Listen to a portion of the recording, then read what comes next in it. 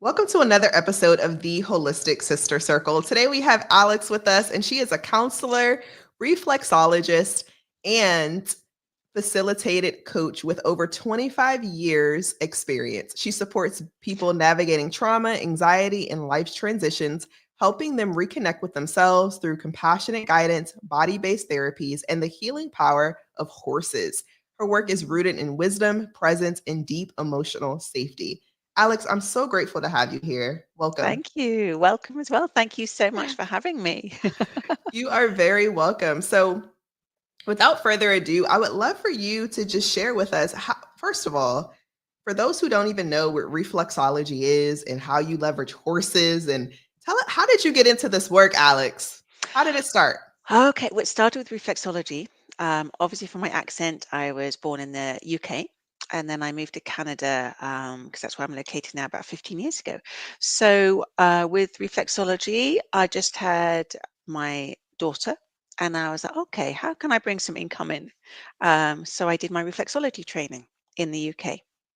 And reflexology is incredible because every single thing in the body is reflected through certain parts of your body. And we use the feet predominantly because it's a bigger surface area. But you can use the hands, ears, and I'm just going to start some training on facial reflexology as well. So that's cool. Oh, Yeah.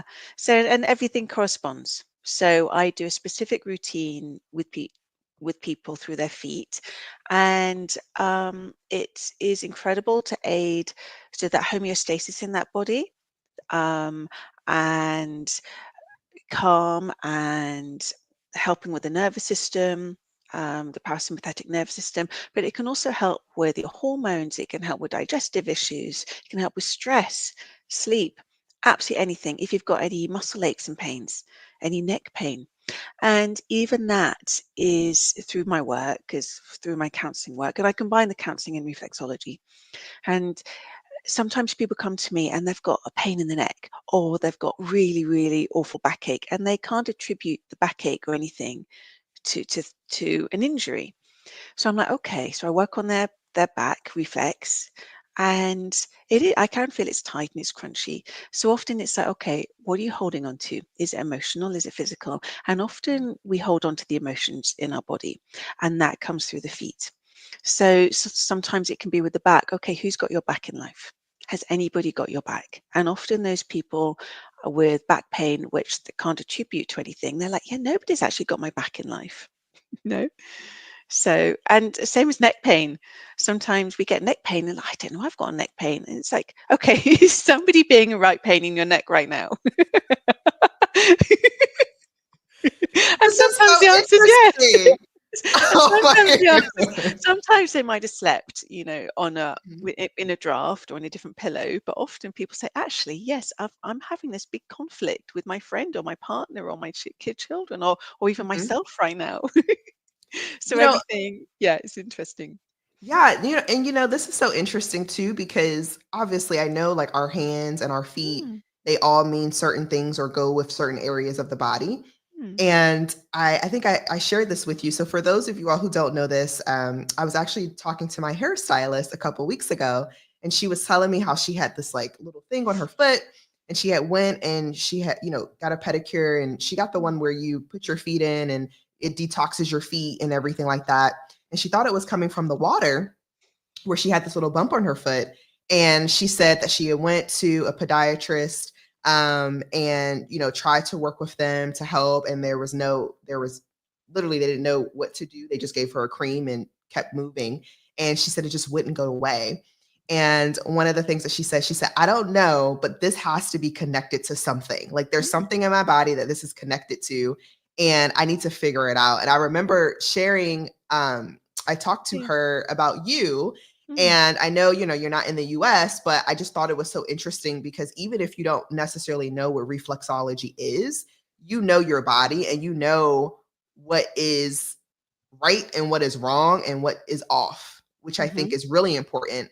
So, with that being said, can you tell us just what is in the feet? Because I know, Everything, you know, everything. I know from like a I know from like a grounding perspective, if Mm, I'm super emotional or the kids are super emotional, I'll tell them to go outside and put their feet in the grass. But Yeah, I don't shoe really top stop. know, I don't really know like all areas of the feet and what area, which area of the feet means what. Mm, So I mm. would love for you to share that with us. Yeah, it's really Yeah. interesting. And it'd be really interesting to see where it is on her feet, because that will indicate the point. And even calluses, if you have calluses on your feet, that indicates that certain area might need some work. But what Mhm. I do usually, it's the counseling, so it's cognitive, and then I do reflexology afterwards with clients. So every single thing is in your feet. You've got thousands of nerve endings in your feet as well, but you've got hormones reflected in your feet. You've got muscles, you've got your brain, parts of the brain in your feet, you've got your sinuses, you've got your teeth. Every single thing that's in your body is reflected in certain points of the feet. So as a reflexologist, you do a specific routine, like, I don't know if you can see, like crawling your, like a caterpillar Mhm. crawl. Um, so every single part of the foot is worked. So every single part of the body is worked. Mm. And even when I'm doing things over Zoom with, counseling, I can, as long as there's no contraindications like pregnancy and things like that, I can show a few reflexes to help with relaxing, through the hands or the feet. Yeah. Or digestive issues. Mm, yeah. Wow. So Mm, how is this?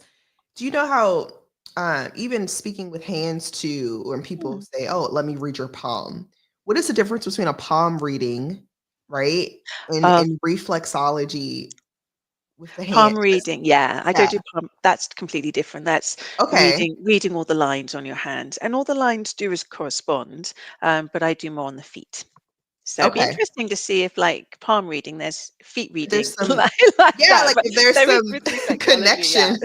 There is there is with reflexology, but I don't think you've got things like the lifeline or anything like that on your feet. But I might be wrong. I've never actually that wasn't part of the training. I've never actually looked into that. But it's an interesting Look, concept. I'm like, I don't know, but I just talking to you and I've Mm, had random people, and I don't know, I've had random people message me and say, "Hey, can I read your palm?" And I've mm, always turned it down because I always thought it was super weird that you're mm, messaging me on Facebook wanting to read my palm. mm.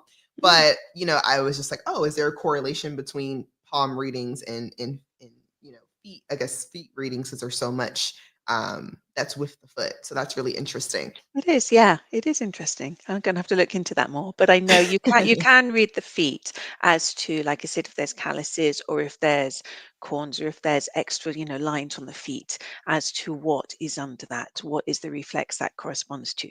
Hmm. And why would someone want to go this route? Why not? Well, It's because no, you know, absolutely good question. and No, it's a good question. I think I'm having lots of new clients now because okay. they recognize that you hold things in your body, and talking and talking and talking. It's counseling is great, but it's a lot of talking and talking, cognitive in the brain. But like I said, we hold things in our body. So reflexology helps to release that. It can help to release trapped emotions. It can help to release anything that's trapped and stored in the body. Yeah. Yeah. So I can go over the feet and I can feel, when you have a massage and the massage therapist finds like a lump or crunch and they like work on that. Same with the feet. I can find sort of a crunchy area, um, and or something that feels, because I can feel energy through my fingers, or something that feels a bit sort of lacking in energy. So I can work that point a bit more. And sometimes lots of people fall asleep during a session, but if you're awake, lots of people can feel where I'm working on their body. They feel pins and needles or energy or heat and warmth.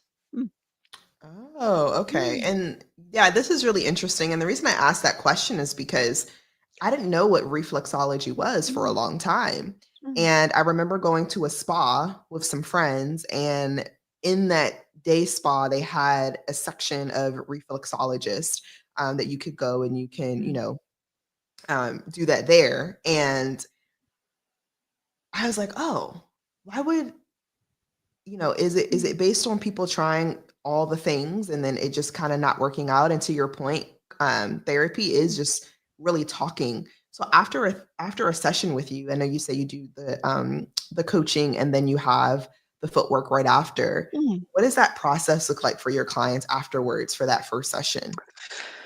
Um, It's usually an hour and a half. So I've had some people who are so high in anxiety. And unfortunately, it's really sad that I've been seeing lots of young girls right now, like between Mm. 14 and 16, 17.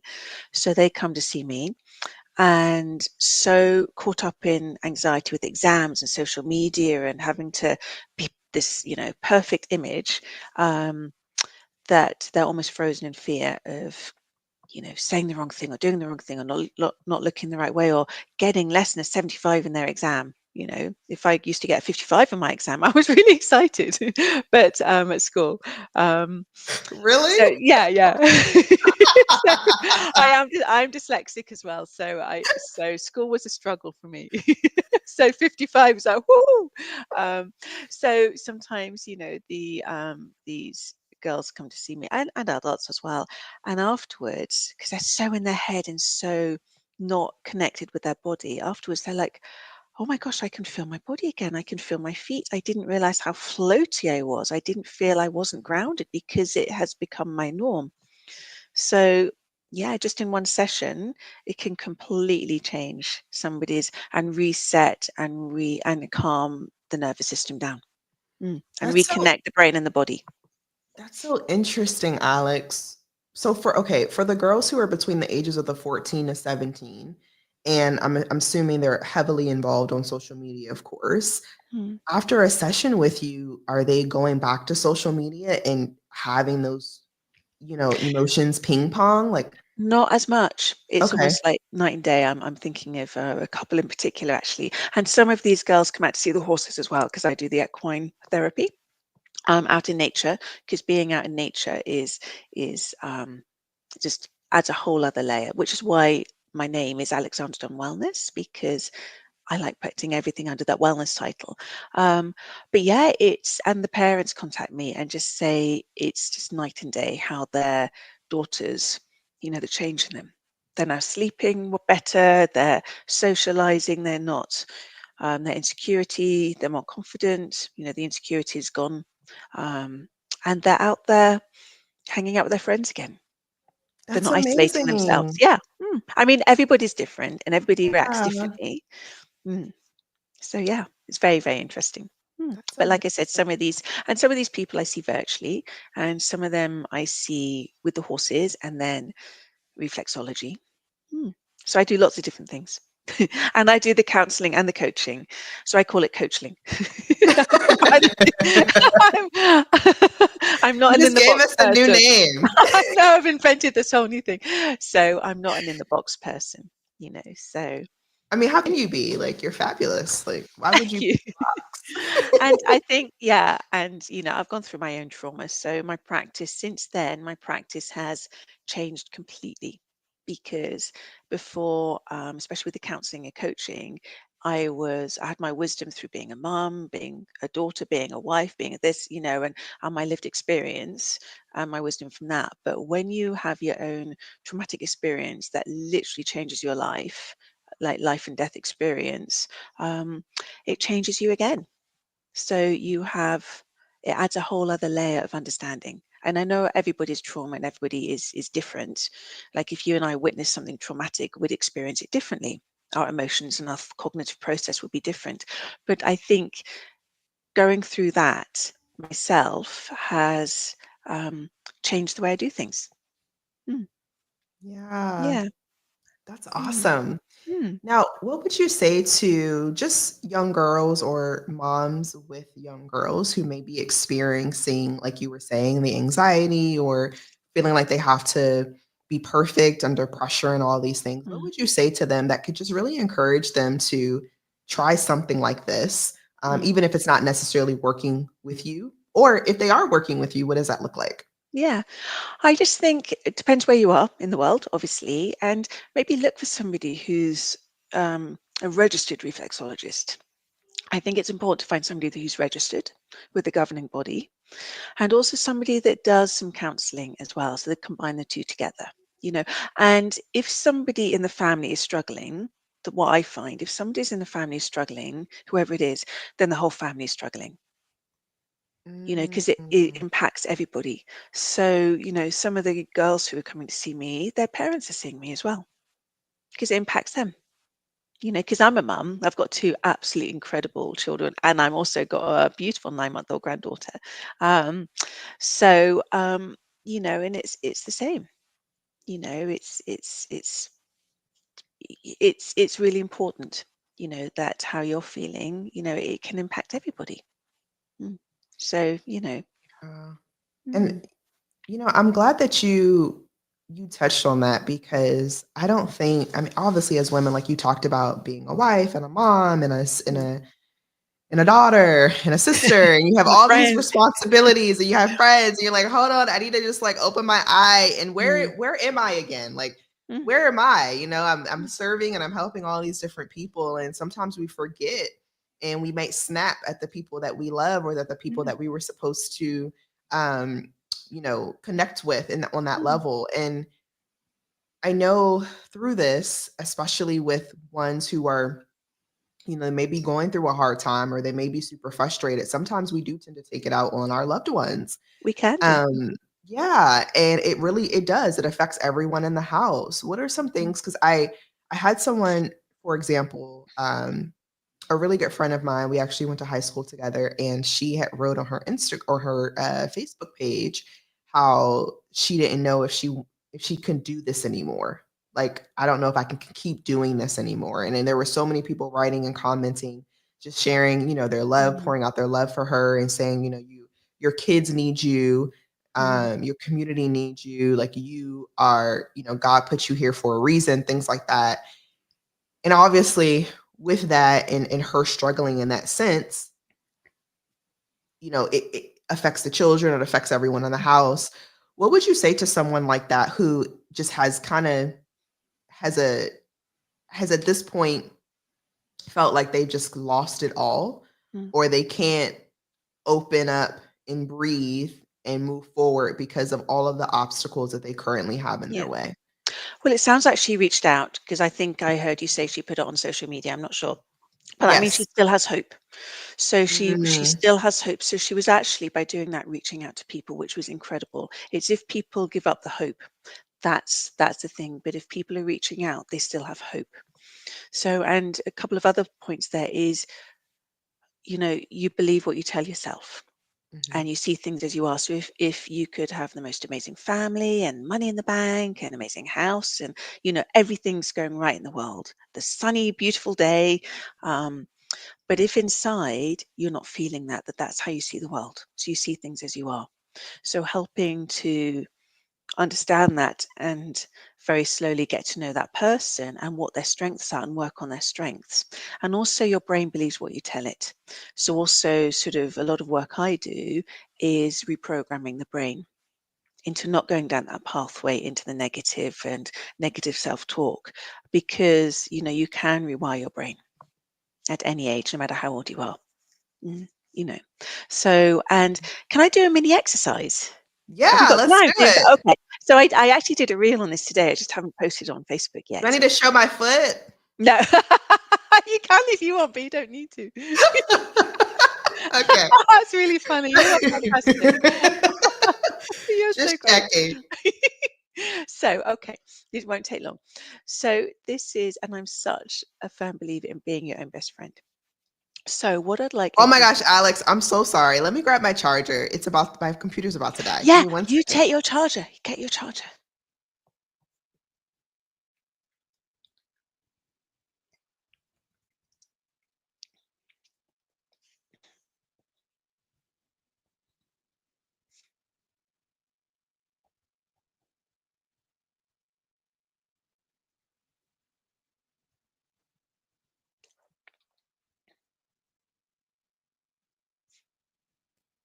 Okay, we're We back. don't want that. I'm so No, sorry. Oh it's all good. It happens. It's all good. So, okay, and do a nice big breath just to reground yourself. There you go. Wonderful. okay. And the breathing I do is actually 4, 4, and 8. So I always breathe in for 4, hold for 4, and breathe out for 8. Because breathing out for double the amount of time you breathe in really engages and activates the parasympathetic nerve system. Yeah, so it calms everything down quicker than if you breathe in and out the same amount of time.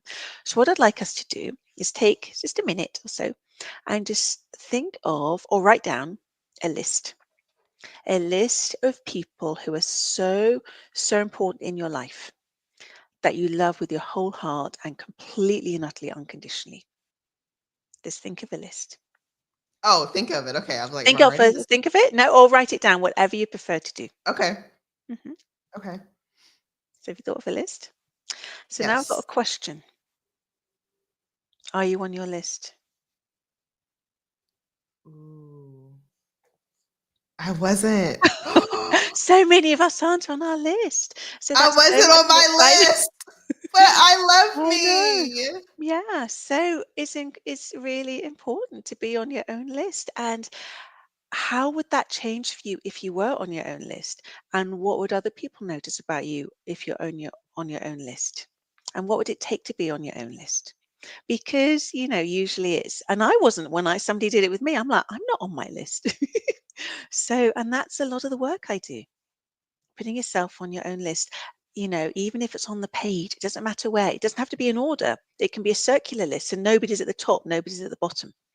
Just put yourself on your list and see how that Mm. changes things for you, and see how that can, change. It might impact the friends you have.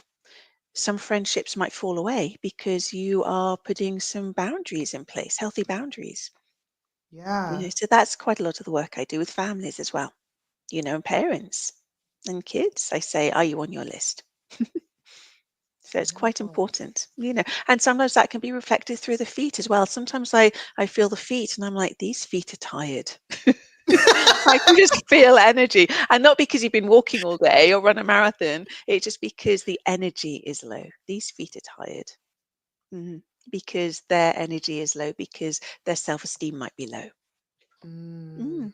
And the horses pick up on that, which is why I love the horse work.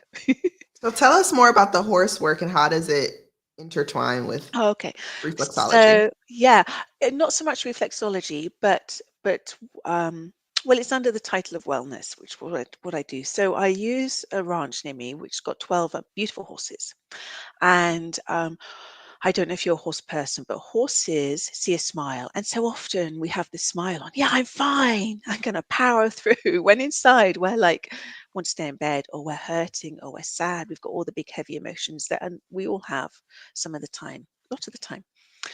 And so horses see a smile, but they sense, because we're energy, they sense the energy, they sense what's going on inside. So if we put on a smile, but inside we're feeling anger, we're feeling upset, we're feeling for all these big things, horses might not want to come up to us because we're not being congruent. We're not showing our true self. And so horses mirror back, horses reflect back. So, and it's all about the power of the horse and human connection. Like I had somebody up with me a couple of weeks ago, and one of the matriarch horse, the leader of the pack, who doesn't usually come up, strode straight up to this person and touch this person on their back, on their lower back. And I said to this person, I said, is your lower back hurting? They said, yeah, it's really, really hurting right now. Really hurting right now.